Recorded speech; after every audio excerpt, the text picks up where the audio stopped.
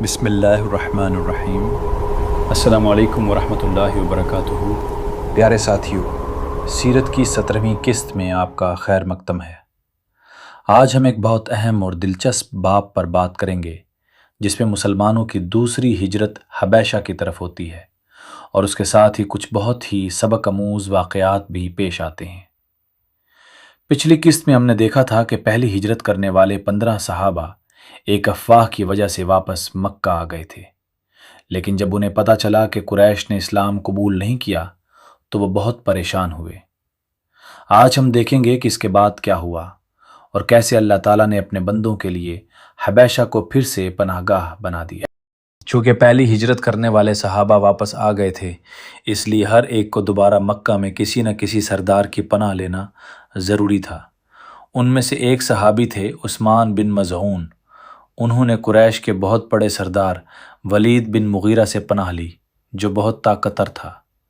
ولید نے خوشی سے پناہ دے دی اور اعلان کر دیا کہ عثمان بن مظعون میری حفاظت میں ہیں، انہیں کوئی نہیں چھیڑے گا۔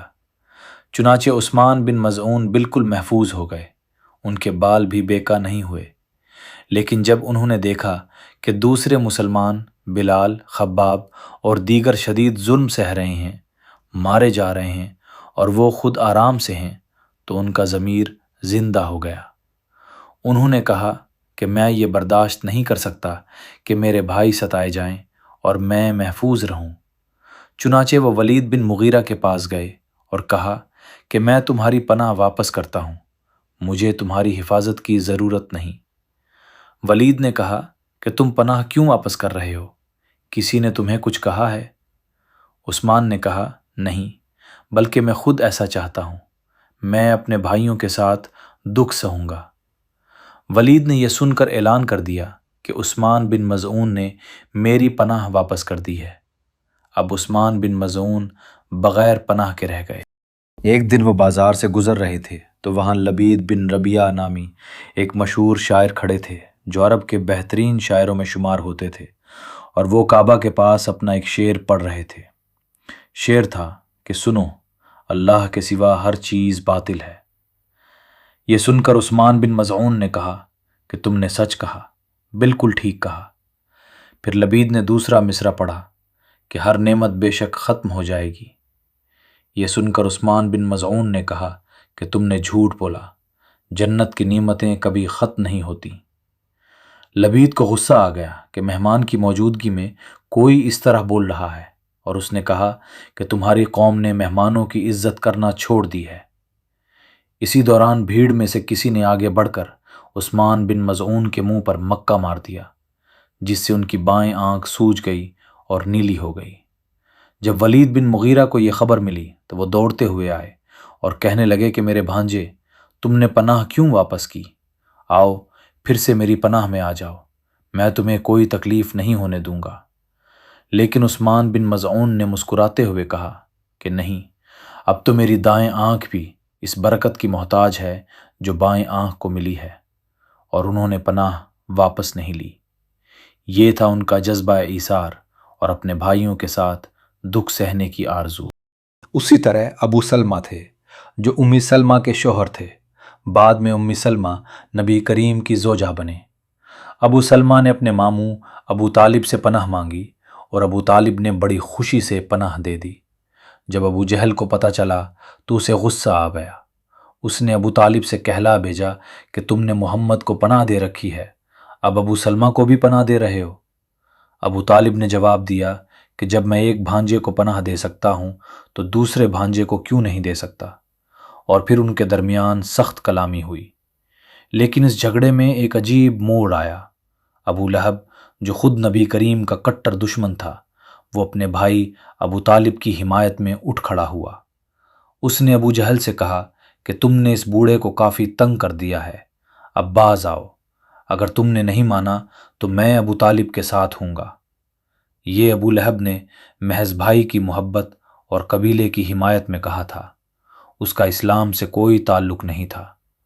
بعد میں نبی کریم صلی اللہ علیہ وسلم نے مدینہ میں فرمایا کہ اللہ اس دین کی مدد کافر آدمی سے بھی لے لیتا ہے، اور ایک روایت میں فرمایا کہ بدکار آدمی سے بھی۔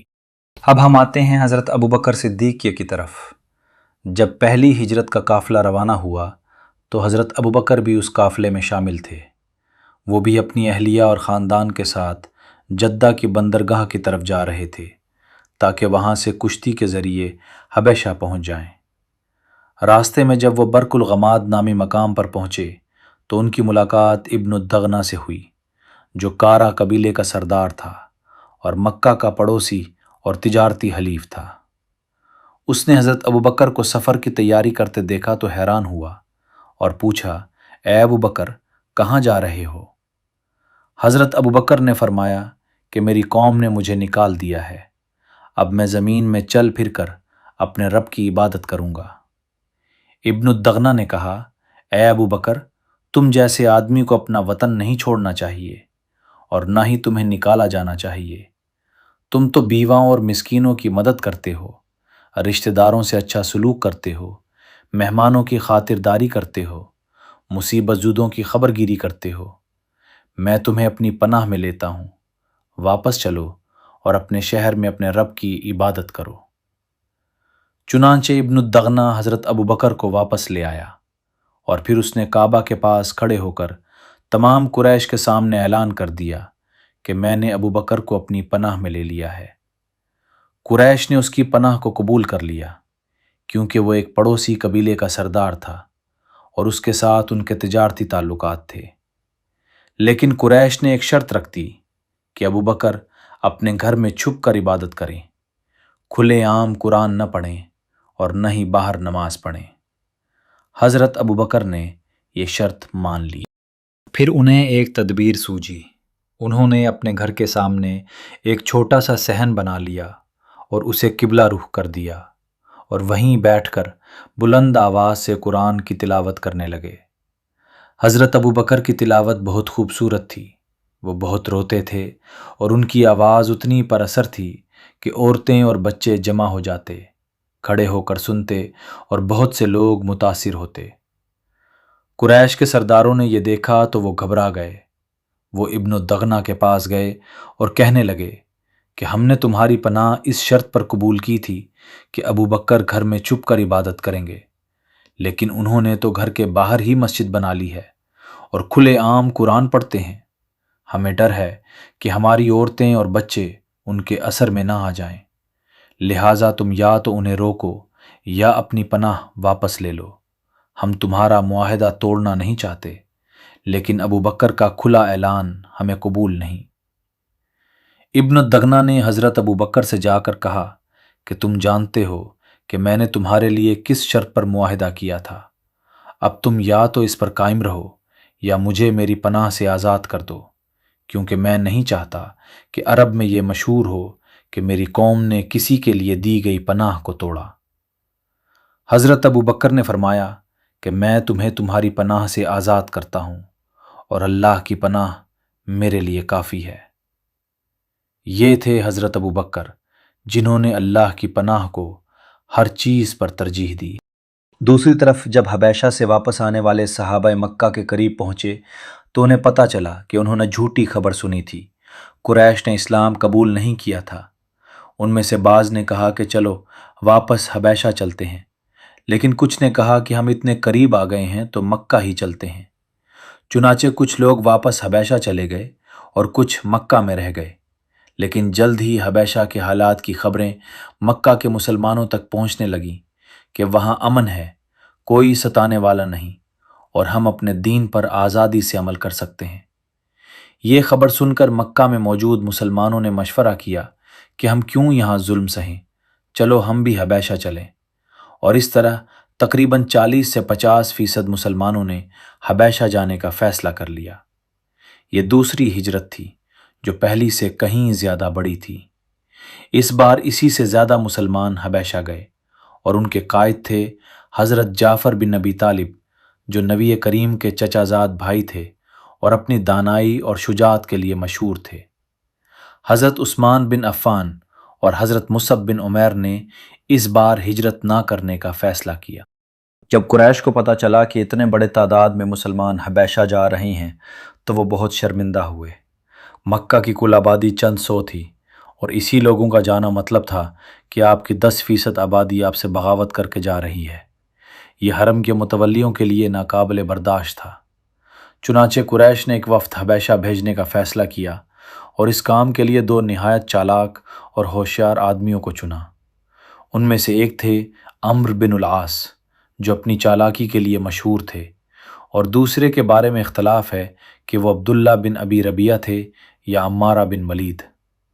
انہیں بہت سے قیمتی تحفے دیے گئے، چمڑے، کپڑے اور دوسرے قیمتی سامان۔ جب یہ وفد حبیشہ پہنچا تو عمرو بن العاص نے پہلے نجاشی کے تمام وزراء اور درباریوں کو الگ الگ ملا کر انہیں مہنگے تحفے دے دیے اور ان سے کہا کہ ہم نے تمہیں یہ تحفے اس لیے دیے ہیں کہ جب ہم نجاشی سے بات کریں تو تم ہماری مدد کرو۔ تم ہم سے وعدہ کرو کہ تم نجاشی کو کہو گے کہ یہ نوجوان ہمارے حوالے کر دیے جائیں۔ اگلے دن یہ دونوں وفد لے کر نجاشی کے دربار میں حاضر ہوئے۔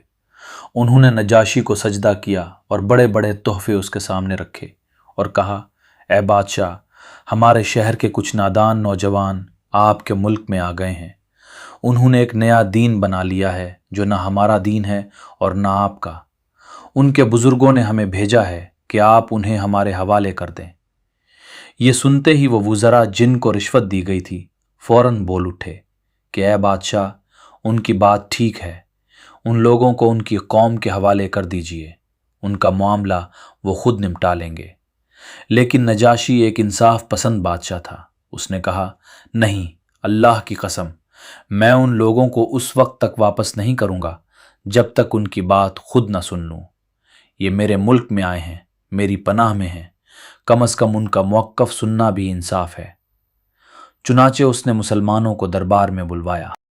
جب مسلمانوں کو بلایا گیا تو وہ پہلے گھبرائے، لیکن حضرت جعفر بن ابی طالب نے کہا کہ گھبرانے کی کوئی بات نہیں، ہم صرف وہی کہیں گے جو سچ ہے اور جو ہمارے نبی نے ہمیں بتایا ہے۔ جب وہ دربار میں داخل ہوئے تو عمرو بن العاص اور اس کا ساتھی پہلے ہی سجدے میں گر چکے تھے، لیکن حضرت جعفر سیدھے کھڑے رہے۔ انہوں نے نجاشی کو سجدہ نہیں کیا۔ درباریوں نے کہا، تم نے بادشاہ کو سجدہ کیوں نہیں کیا؟ حضرت جعفر نے فرمایا کہ ہمارے نبی نے ہمیں سکھایا ہے کہ سجدہ صرف اللہ کے لیے ہے، ہم اللہ کے سوا کسی کو سجدہ نہیں کرتے۔ نجاشی نے پوچھا، بتاؤ، یہ کون سا دین ہے جو تم لائے ہو؟ تم نے اپنے باپ دادا کا دین کیوں چھوڑ دیا اور نہ ہی تم نے ہمارے دین کو اپنایا؟ اس پر حضرت جعفر نے وہ تاریخی تقریر شروع کی۔ انہوں نے کہا، اے بادشاہ، ہم ایک جاہل قوم تھے، بتوں کی پوجا کرتے تھے، مردار کھاتے تھے، بے حیائی کے کام کرتے تھے، رشتے توڑتے تھے، ہمسایوں کو ستاتے تھے، ہم میں طاقت اور کمزور کو کھا جاتا تھا، یہاں تک کہ اللہ نے ہم میں سے ایک رسول بھیجا جس کا نسب ہم جانتے ہیں، اس کا گھرانہ جانتے ہیں، وہ کبھی جھوٹ نہیں بولا۔ اس نے ہمیں بلایا کہ ایک اللہ کی عبادت کرو، بتوں کو چھوڑ دو، سچ بولو، امانت ادا کرو، رشتے جوڑو، ہمسایوں سے اچھا سلوک کرو، ظلم نہ کرو، خون نہ بہاؤ، یتیموں کا مال نہ کھاؤ، عورتوں پر تہمت نہ لگاؤ، نماز پڑھو، روزہ رکھو، زکوٰۃ دو۔ ہم نے اس پر ایمان لایا، اس کی تصدیق کی اور اس کے بتائے ہوئے راستے پر چل پڑے، لیکن ہماری قوم نے ہم پر ظلم کیا، ہمیں ستایا، مارا اور زبردستی بتوں کی طرف لوٹانا چاہا۔ تو ہم آپ کے ملک میں آ گئے، آپ کو سب پر ترجیح دی اور آپ کی پناہ میں آ گئے۔ ہمیں امید ہے کہ آپ کے ہاں ہم پر ظلم نہیں ہوگا۔ یہ تقریر سن کر نجاشی بہت متاثر ہوا۔ اس نے پوچھا کہ کیا تمہارے پاس اس نبی پر نازل ہونے والی کوئی وحی ہے؟ حضرت جعفر نے کہا، جی ہاں، اور پھر انہوں نے سورہ مریم کی تلاوت شروع کر دی۔ سورہ مریم وہ سورت ہے جس میں حضرت عیسیٰ اور حضرت مریم کا ذکر ہے۔ حضرت مریم کی پاکیزگی اور حضرت عیسیٰ کی ولادت کا قصہ ہے۔ جعفر کی سریلی آواز میں قرآن کی تلاوت دربار میں گونج رہی تھی۔ تمام درباری اور پادری خاموش کھڑے سن رہے تھے۔ وہ عربی تو نہیں سمجھتے تھے، لیکن قرآن کی تاثیر ایسی تھی کہ ان کی آنکھوں سے آنسو جاری ہو گئے۔ جب ترجمہ نجاشی کو سنایا گیا تو وہ بھی رو پڑا اور اس نے کہا کہ اللہ کی قسم، یہ کلام اور وہ کلام جو موسیٰ علیہ السلام لائے تھے دونوں ایک ہی چشمے سے نکلے ہیں۔ پھر اس نے عمرو بن العاص کی طرف دیکھا اور کہا، جاؤ، میں انہیں ہرگز تمہارے حوالے نہیں کروں گا، تمہارے تحفے بھی واپس لے جاؤ۔ اب تک کم از کم تحفے تو قبول ہو گئے تھے، لیکن اب انہیں وہ بھی واپس کر دیے گئے۔ لیکن عمرو بن العاص ہار ماننے والا نہیں تھا۔ واپس جاتے ہوئے اس نے اپنے ساتھی سے کہا کہ میں کل پھر آؤں گا، میرے پاس ایک آخری چال ہے۔ اگلے دن وہ پھر نجاشی کے پاس آیا اور کہنے لگا، اے بادشاہ، ہم آپ کو بتانا بھول گئے تھے کہ یہ لوگ آپ کے معبود حضرت عیسیٰ کے بارے میں بہت برا کہتے ہیں۔ یہ کہتے ہیں کہ عیسیٰ اللہ کے بیٹے نہیں ہیں بلکہ ایک بندے ہیں۔ نجاشی نے مسلمانوں کو دوبارہ بلایا۔ مسلمان گھبرا گئے، لیکن جعفر نے کہا، فکر نہ کرو، ہم صرف وہی کہیں گے جو ہمارے نبی نے بتایا ہے۔ جب نجاشی نے پوچھا کہ تم عیسیٰ کے بارے میں کیا کہتے ہو، تو جعفر نے فرمایا کہ ہم کہتے ہیں کہ عیسیٰ اللہ کے بندے، اس کے رسول اور اس کا کلمہ ہے جسے اس نے مریم کنواری کی طرف ڈالا۔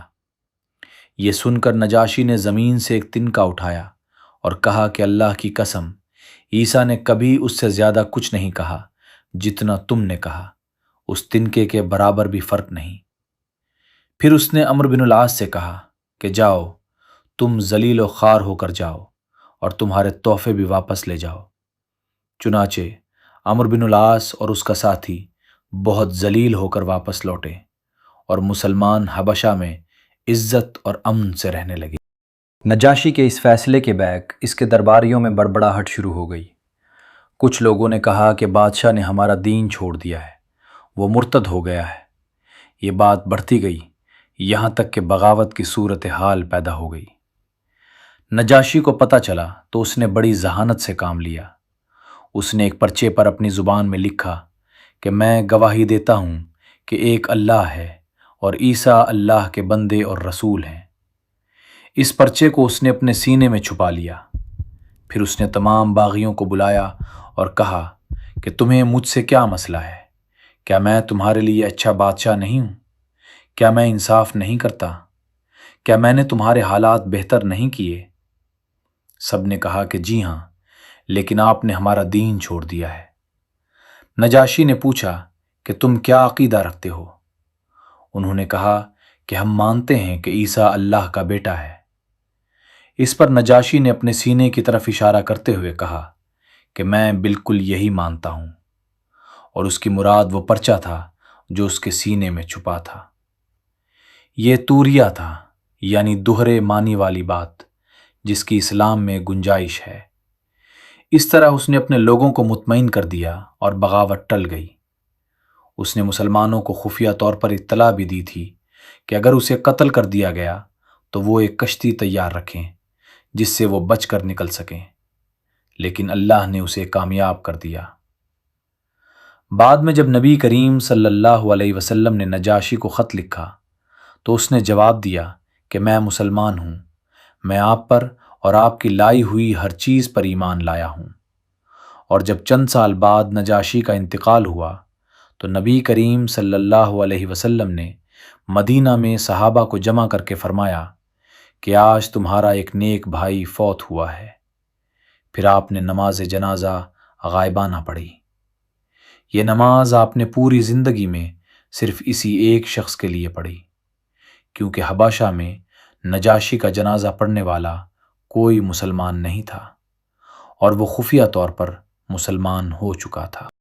پیارے ساتھیو، آج کی قسط میں ہم نے دیکھا کہ کس طرح اللہ تعالیٰ نے مظلوم مسلمانوں کے لیے حبشہ کی شکل میں پناہ گاہ بنائی، اور کس طرح ایک عادل عیسائی بادشاہ نے انصاف سے کام لیا اور مسلمانوں کو پناہ دی۔ ہم نے یہ بھی دیکھا کہ حضرت جعفر بن ابی طالب نے کیسی حکمت اور دانشمندی سے نجاشی کے سامنے اسلام کا پیغام پیش کیا، اور کیسے قرآن کی تلاوت نے دلوں کو بدل دیا۔ یہ واقعہ ہمیں سکھاتا ہے کہ جب ہم سچائی پر قائم رہیں اور اللہ پر بھروسہ کریں تو اللہ ہماری مدد کے لیے ایسے ذرائع پیدا کر دیتا ہے جو ہم سوچ بھی نہیں سکتے۔ ہمیں بھی چاہیے کہ ہم ظلم کے خلاف آواز اٹھائیں، انصاف کے ساتھ کھڑے ہوں اور کسی بھی حال میں اپنے دین پر ثابت قدم رہیں۔ اللہ تعالی ہمیں یہ توفیق عطا فرمائے، آمین یا رب العالمین۔ اللہم صلی علی محمد وعلی آل محمد وسلم۔ السلام علیکم ورحمۃ اللہ وبرکاتہ۔